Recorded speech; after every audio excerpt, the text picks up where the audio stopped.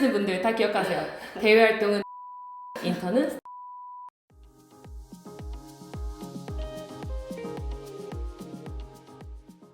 여러분 안녕하세요. 오늘은 20대 여러분들이 들으면 정말 좋을 이야기들을 저희가 좀 준비를 해봤어요. 왜죠? 저희가 지금 3년째 지금 이제 대학교 후배들한테 취업 멘토링을 진행을 하고 있는데 후배들이 되게 궁금해하는 것들이 되게 비슷하더라고요. 어떻게 하면 취업을 할 수 있는지, 또 어떻게 하면 20대를 후회 없이 보낼 수 있는지에 대한 질문들을 많이 하는데 이런 부분들을 저희가 유튜브로 찍어서 여러분들한테도 공유하면 좋겠다고 생각이 들어서 오늘 한번 준비를 해봤습니다. 본격적으로 말씀드리기에 앞서서 저희 소개를 간략하게 좀 드리면 좋을 것 같은데 우선 저희 둘은 신문방송학과를 2017년도에 졸업을 했고요. 2017년부터 일을 하기 시작해서 둘 다 5년차 직장인입니다. 벌써 5년이 벌써 됐네, 5년이 진짜. 됐어요. 진짜. 아직 신입사원 같은데 아직 신입사원 같은데 네. 그래서 저는 지금 현재 미국계 IT 회사에서 근무를 하고 있고요. 우리는 저는 이제 국내 대기업에서 일을 하고 있습니다. 저희 둘 다 문과라서 맞아요. 아마 문과 여러분들이 보시면은 조금 더 도움이 될 수 있을 것 같아요. 문과 화이팅! 문과 없으면 세상 안 돌아갑니다. 안 돌아가죠. 세상은 문과가. 저희가 아무래도 문화나 취업 과정, 준비 과정이 매우 다를 수 있는 국내 대기업과 외국계 기업을 다니고 있다 보니까 오늘 컨텐츠는 좀 두 가지로 나누어서 국내 대기업을 준비하시는 분들이 20대라면 꼭 알아야 할 5가지인가요? 5가지. 5가지를 도리가 먼저 얘기를 해줄 거고요. 2부에서는 제가 외국계 기업에 대한 취업을 준비하고 계신 20대 분들을 위한 꼭 알아야 할 5가지를 준비해 보았습니다. 먼저 이제 취업을 준비하시는 분들은 딱 처음에 내가 어느 기업에 어느 팀을 가야겠다 라고 생각하시는 분들은 거의 없어요. 어떤 회사에서 어떤 일을 하는지 잘 모르기 때문에 뭔가 딱 정확한 기준을 가지고 준비를 하긴 힘들지만 어떠한 방향성을 가지고 어떻게 활동하고 시간을 보내고 정리를 해야 되는지를 오늘 5가지로 설명을 해드리겠습니다.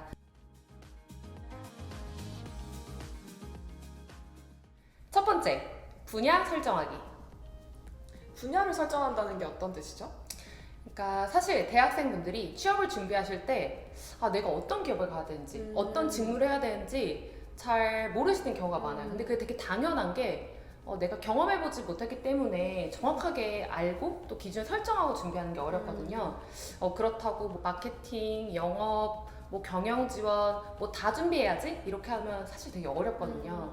그래서 분야를 미리 좀 설정해 놓는 게 좋은 게 이제 산업 분야, 예를 들어 내가 IT 쪽을 갈 건지 아니면 스타트업을 가고 싶은지 아니면 대기업 중에서도 B2C를 갈 건지 B2B를 더 가고 싶은지 그런 좀 큰 범위의 그런 분야를 좀 설정해 놓으셔도 좋을 것 같고 나의 전공이나 내가 하고 싶은 것과 좀 관련된 그런 분야를 설정해 놓는 게 좋을 것 같아요. 저 같은 경우는 제가 신문방송학을 전공했고 또 제가 약간 관종이잖아요. 그래서 저는 약간 이렇게 좀 차분하고 꼼꼼한 그런 재무보다는 약간 홍보나 그런 마케팅 쪽에 제가 좀 더 잘 맞을 거라고 생각해서 그렇게 막연하게 좀 분야를 정해놓고 준비를 했었습니다. 네. 두 번째는 뭔가요? 두 번째, 대외 활동은 네임드로, 인턴은 스타트업에서. 대외 활동은 네임드로 꼭 하되 인턴은 네임드가 아니어도 괜찮다. 오히려 네임드가 아닌 스타트업이 더 좋아요. 이제 여러분들이 자소서를 쓸 때 그리고 면접을 준비할 때 자기들이 했던 대외 활동이나 인턴들을 쓰잖아요. 근데 이제 그게 어떻게 평가가 되는지 어떻게 보여지는지를 생각하는 게 중요할 것 같아요. 근데 대외 활동은 정말 너무 많아요. 은지 씨도 많죠. 진짜 많이 했잖아요. 진짜 많이 했죠, 사실. 네. 기자단도 있고 홍보 대사도 있고 마케터도 있고 정말 많은 대외 활동이 있기 때문에 면접관이나 그런 서류를 읽으시는 분들이 볼 때는 어떤 게 어떤 활동인지를 다 파악하기 좀 어려워요. 너무 맞아요. 수가 많다 보니까. 그럴 것 같아요. 네. 그럴 때는 좀 대기업의 이름이 혹은 많이 알려진 기업의 이름이 들어간 대외 활동을 했을 경우에 예를 들어 삼성 땡땡땡, 현대차 땡땡땡 이런 거 들어갔을 때 그 활동이 어떤 건지 잘 몰라도 얘가 이런 대기업에서 활동을 했구나 라고 좀 인식할 수 있기 때문에 저는 대외 활동은 조금 더 네임드 그런 회사를 하는 게 더 좋을 것 같고요. 그러면 인턴도 네임드로 하는 게 더 좋은 거 아닌가요? 근데 인턴은 저는 좀 다르게 생각을 하는 게 오히려 대기업에서 인턴을 했을 때 할 수 있는 일의 범위가 그렇게 크지 않아요. 저는 총 3군데에서 인턴을 했었는데요. 2군데가 대기업이었고 한 군데가 스타트업 같은 벤처 기업이었었는데 저는 그 벤처 기업에서 했던 인턴 활동에서 얻었던 경험들을 자소서에도 쓰고 면접에 썼어요. 반면 좀 대기업에서 했던 인턴은 약간 단순하고 좀 정형화된 일이어서 뭔가 경험으로서 풀어내는 게 좀 어렵더라고요. 근데 여러분들 스타트업에서는 인턴을 하게 되면 정말 A to Z를 다 하잖아요. 맞아요. 딱 특정 업무라고 하더라도 업무로 들어갔다고 하더라도 뭐 이 일도 하고 저 일도 하고 마케팅도 하다가 데이터 분석도 하고 근데 그런 경험들이 일 전체를 한번 이렇게 볼 수 있는 눈도 기르고 여러 가지 경험을 얻기 때문에 스토리로서 풀어갈 수 있는 소스들을 되게 많이 얻을 수 있어요. 저는 인턴을 한다면 꼭 스타트업이나 좀 벤처 기업 이런 데서 하는 거를 후배들한테도 되게 권하고 있습니다. 고민하시는 분들 다 기억하세요. 대외 활동은 네임드로, 인턴은 스타트업에서. 3번째, 아르바이트 2개 이상 해보기. 아르바이트요? 어떤 아르바이트를 권하시는 건가요? 저는 과외 말고 서비스직 아르바이트. 예를 들어 빵집이 될 수도 있고 뭐 고깃집이 될 수도 있고 아니면은 뭐 물건을 판매하는 그런 업무도 저는 꼭 해봤으면 좋겠어요. 왜 도리 씨는 그런 경험이 있으신가요? 저는 대학교 1학년 때 빵집에서 그 음료랑 빵 같이 파는 그런 데서 일을 해봤는데 제가 거기서 얻었던 경험으로도 되게 자소서에 많이 썼었거든요. 사실 직접 물건을 팔아보고 소비자와 대면을 해보고 그 프로세스를 다 한번 돌아본다는 게 쉽게 얻을 수 없는 경험이거든요.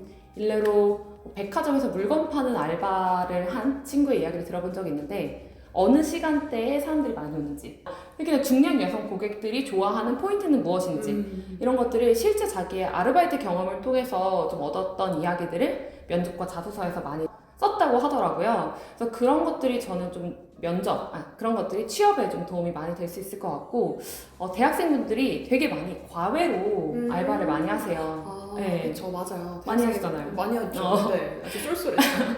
네, 이렇게 상대적으로 돈을 굉장히 많이 벌 수 있는 그런 알바이긴 하지만 취업을 준비하시는 분들은 한 서비스직 아르바이트 하나 혹은 2개 정도만 하신다면 나중에 취업을 준비하실 때 되게 큰 도움이 될 수 있을 것 같아요. 근데 이거는 저도 정말 공감을 하는 게 저도 서비스 알바를 해본 경험이 있거든요. 너 언제 했지? 저 그 땡땡 비어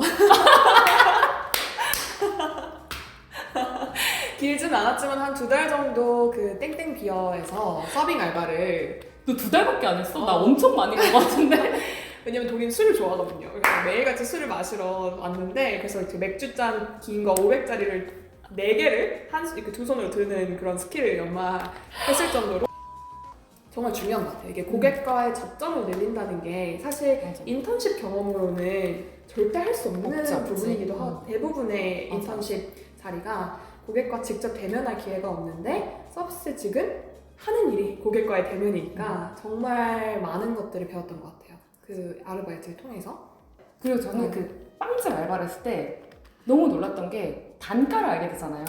맞아요. 음료의 단가도 알게 되고 빵의 단가를 알게 되니까 보는 게 확 달라져요. 그 이후에 어떤 가게나 카페를 가더라도 저거는 얼마 정도겠구나, 저기 수익성이 좋겠네 라는 게 딱 보이니까 그런 것들이 다른 데로 적용하면은 굉장히 훌륭한 강점이 될 수 있지 않을까 싶습니다.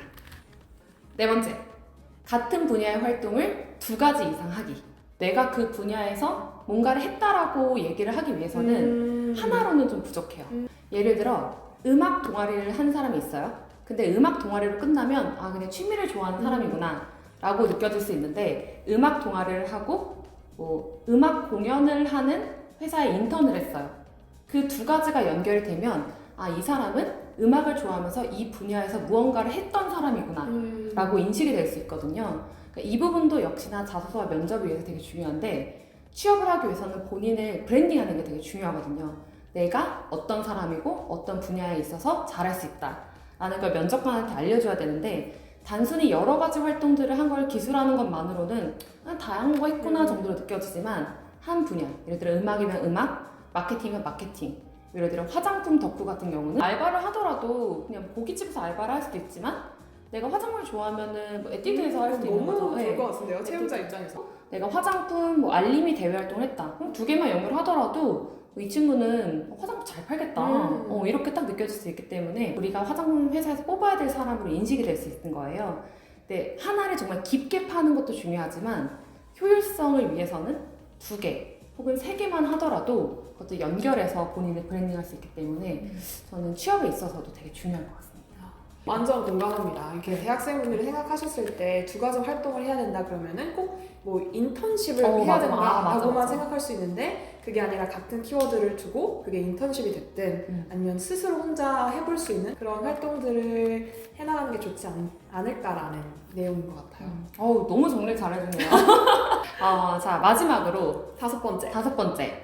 활동을 키워드로 정리하기. 1번부터 4번까지 했던 거를 정리를 하는 시간이 필요할 거예요. 근데 많은 후배님들 그리고 많은 20대 분들이 되게 고민을 한 게 뭐냐면 제가 이 활동을 했는데 이게 취업에 도움이 될까요? 저는 이 활동을 했는데 이걸 자소서에 쓰기 좀 애매한 것 같아요 라는 고민 정말 많이 해요. 근데 저는 다 쓸 수 있다고 말을 합니다.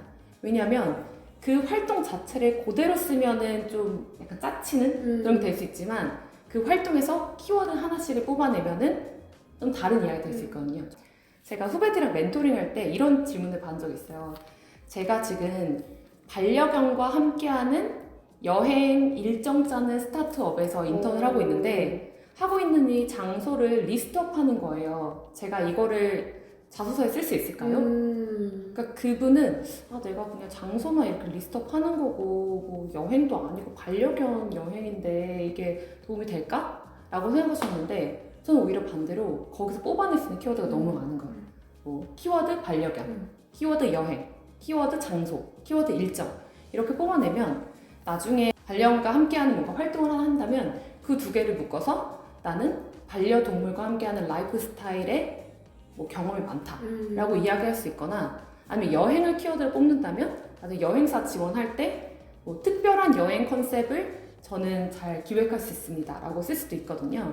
그래서 활동 자체를 그대로 내가 도움이 될까 안 될까를 생각하기보다는 하나 뭐 아르바이트, 인턴 혹은 대외활동 이런 데에서 각각 가지고 있는 키워드를 뽑아서 정리를 해놓는다면 나중에 자소서를 쓰실 때 하나하나씩 묶어서 좀 쓰면 또 스토리가 달라질 수 있어요.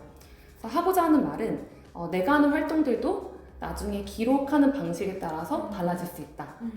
이런 부분을 꼭 말씀드리고 싶었습니다. 네.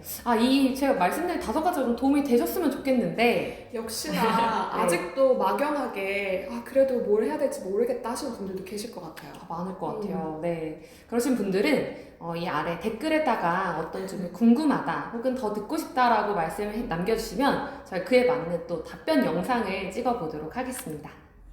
네. 저희가 다음 2부에서는 짜잔! 네. 외국계 취업에서 꼭 알면 좋은 5가지를 또 윤디님이 설명해 주신다고 하니까요. 이 영상 다음에 바로 2부 영상도 기대해 주세요. 안녕!